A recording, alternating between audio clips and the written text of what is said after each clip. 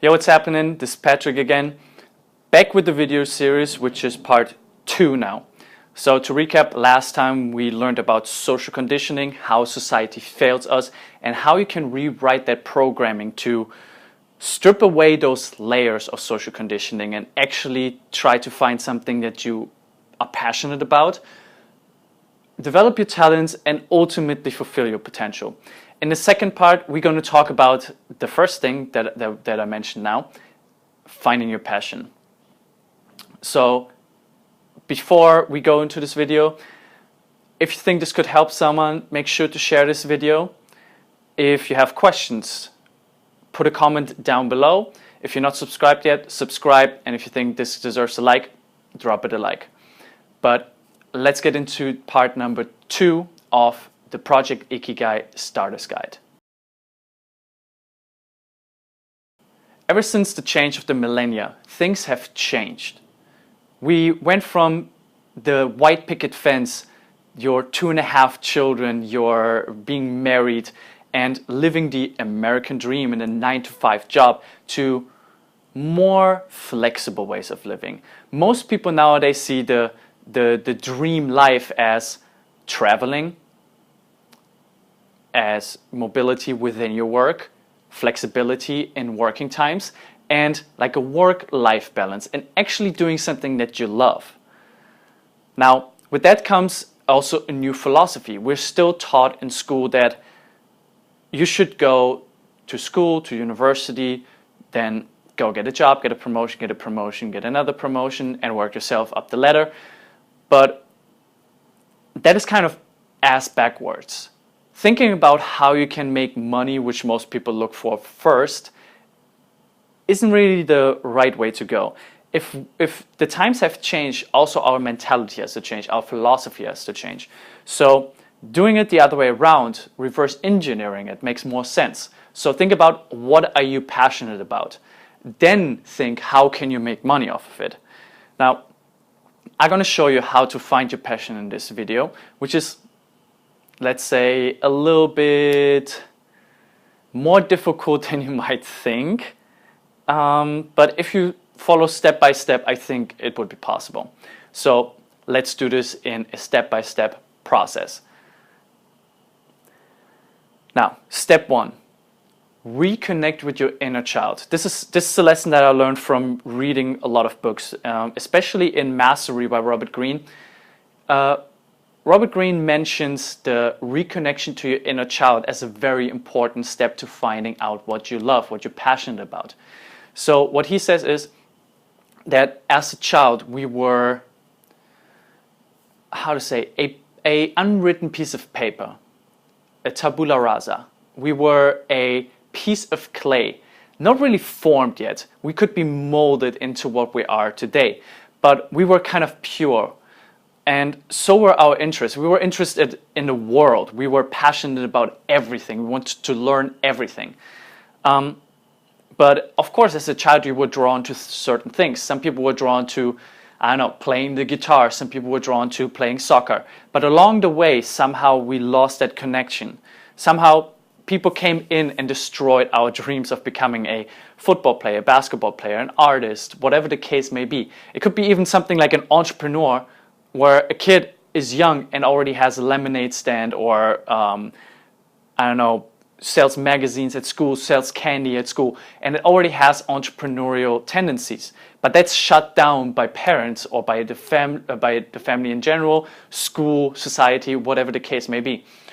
And what I want you to do is really think back to when you were a child. What were the things that intrigued you? What were you were amazed about? What you couldn't stop doing it. So I want you to think about that, and also audit your environment, audit your family. What do they have to say about what was that one thing? So do that as a little exercise and come back when you've done that. Whether you want to sign up for theater school, you want to become a professional shuffleboard player, or just want to be anything in this world, people are going to have this one glaring question. How do you intend to make money with that? Why would anybody pay you for that?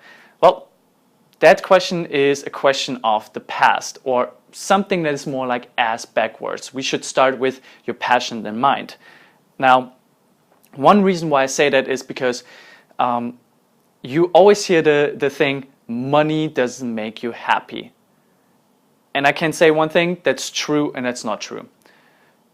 It is proven that if you have very low amount of money, that your stress gets so high, that even your intelligence gets reduced by a couple of IQ points. So that stress will really show itself in your life. It will, hinder your performance. But also, it has been shown that past $60,000 per year of income, there's almost no increase in happiness in people. And I'm gonna say 60,000 per year is very doable for a lot of people, I would say. So don't see money as the main factor, but of course, there will be a question that will be addressed in the end. But we're gonna start with the passion in mind. So one thing I want to say is, don't chase the money, don't chase the fame, don't do things for the wrong reasons, because you're gonna hate yourself for it at one point. You're gonna feel that there's no meaning in your life except for money. So don't make that mistake. Next step. Find your special something. All the greats in history, take Al Pacino in acting, take Michael Jordan in basketball, or Elvis Presley in music, they all had this special something. People for some reason were mesmerized by those people. They thought, what is it that they have that I don't have? Maybe it's some sort of gift by God, maybe it's a special talent, maybe it's genetics. And while genetics play a role in that, of course, Michael Jordan was tall, he was an athletic person, there was one thing that they all had in common. They were extremely passionate about what they were doing, and as soon as they committed to what they wanted to do, they just zoned into this one thing. They had tunnel vision. They just focused on this one thing and improved on it and practiced over and over and over. Do you think someone like Michael Jordan could do a jump shot the way he did it if he didn't practice it every single day, hundreds and hundreds of times?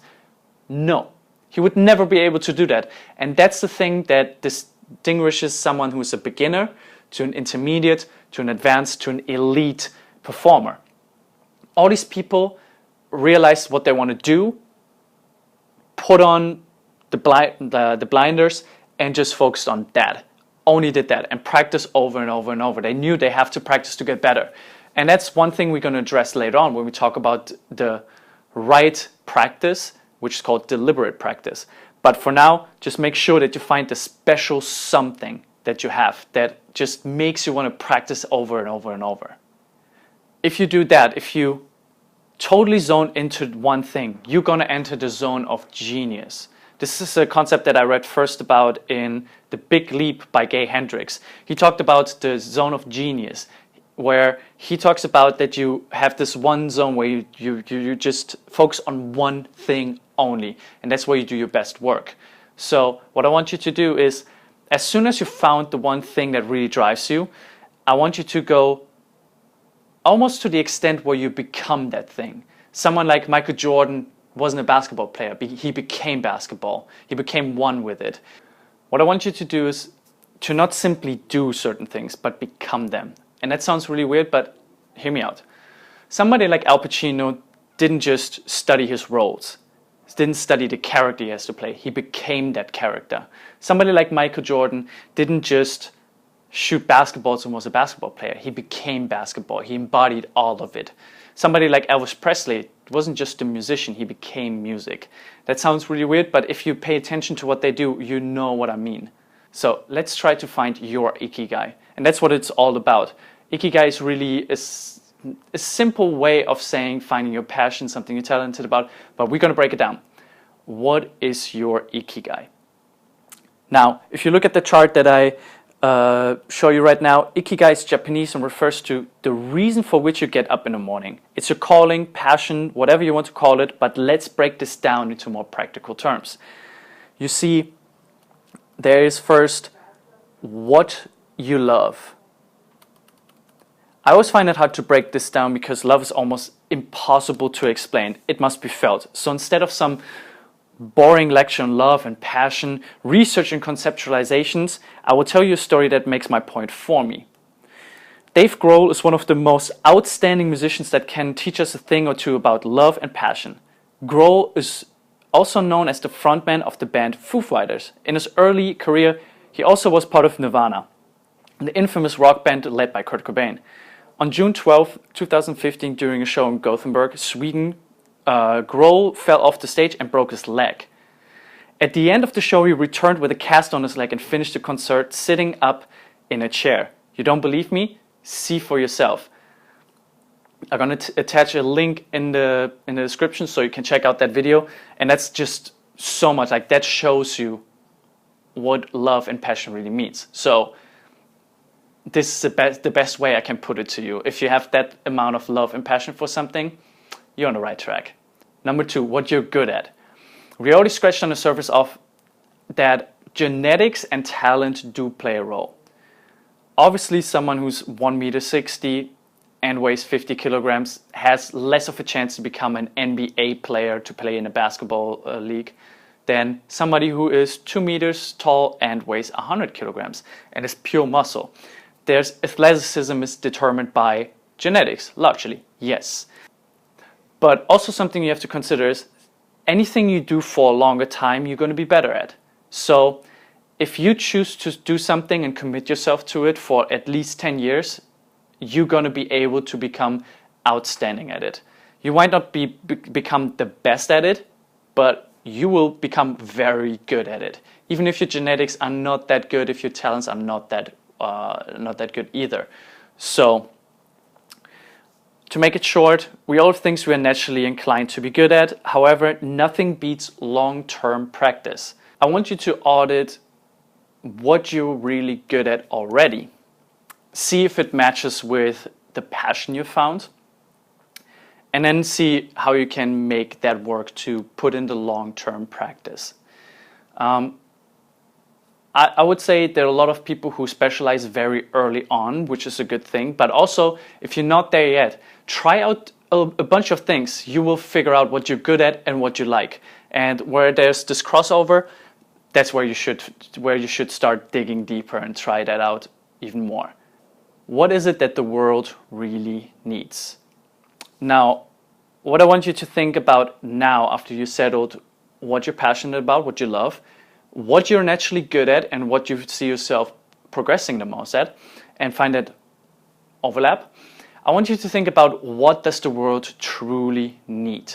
Because you have to provide some sort of benefit to the world, to make the world a better place.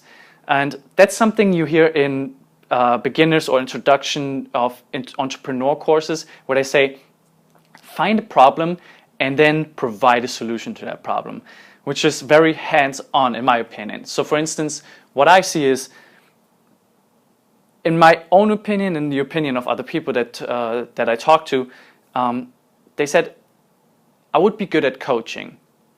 Then I thought about, okay, what is the thing that really interests me? Well, I'm pretty much interested in powerlifting, which is my strength sport, but I don't feel like I could benefit people too much in that way. I don't think I would benefit the world enough in that. So I was thinking about something else. Well, I'm very interested in psychology, and ever since I was young, I'm so mesmerized by people that are great at something, outstanding performers. So I wanted to study their minds, and I did. I read book after book, I attended all the courses, and done my formal education, my education outside of the university. So this is where I want to settle down. I want to be someone who helps you realize your potential. And that's what I'm passionate about, what I'm naturally good at, and what I think the world needs. Because there's so many people that don't fulfill their potential because they don't have any guidance. So that's how I went about it. Last but not least, think about how you can get paid for it. I know I said that should not be the biggest concern, but it is a concern. You have to make money with it in some way. And here's the thing. First ask yourself, how much do I actually need? What kind of life do I want to live? So if you say you want to live a simple life where you don't need that much money, great, this is going to be easier. If you say, well, I want to make a bunch of money with it, that's a little bit more difficult. And like I said, you have to like kind of balance all these things out where they all overlap and form your Ikigai in the end. Now, to bring this all together, to find your Ikigai, here's a bonus exercise that I want you to do. And it sounds maybe a little bit silly, but please, please try it out. I did it some while back and it helped me tremendously. It's called the perfect day plan. What I want you to do is close your eyes and imagine how your life would be. And I want you to imagine the perfect day in your mind. Now, for instance, you could think about, when do you wake up? How do you wake up? Do you wake up in a single bed by yourself, in a big bed with someone next to you? Who's that person next to you? How does the material feel on your body that's like your blanket or your bed sheets? What is the first thing you do when you wake up? Do you give your significant other a kiss? Do you just step out of the bed and start working? What are you doing then? As soon as you step out of bed, what do you feel? Is there a rug under you? Is it wood? Is it cold? Is it warm? What is the smell like in this room? Everything. Just go through all the senses and think about very in detail. How's your day going? What do you do next after, let's say, breakfast? Think about, where do you work? Do you work in an office? Do you work from home? Do you work somewhere outside? What kind of people are you working with? What kind of interactions do you have throughout the day? How much do you work? What is the environment like? What happens when you come home? Do you go home, have some food, go to the gym, go to bed? What is the thing you're going to do afterwards? And I really want you to think very vividly. And not only think that, after you're done with this exercise, I want you to write it down. Make it perfect. Make it very, very specific. Because I feel that visualization is a very important part of this whole process. You want to see yourself in the future. What are you doing? Who are you with? What kind of life do you want to live? So that's very, very important. That's one step in how to find your Ikigai.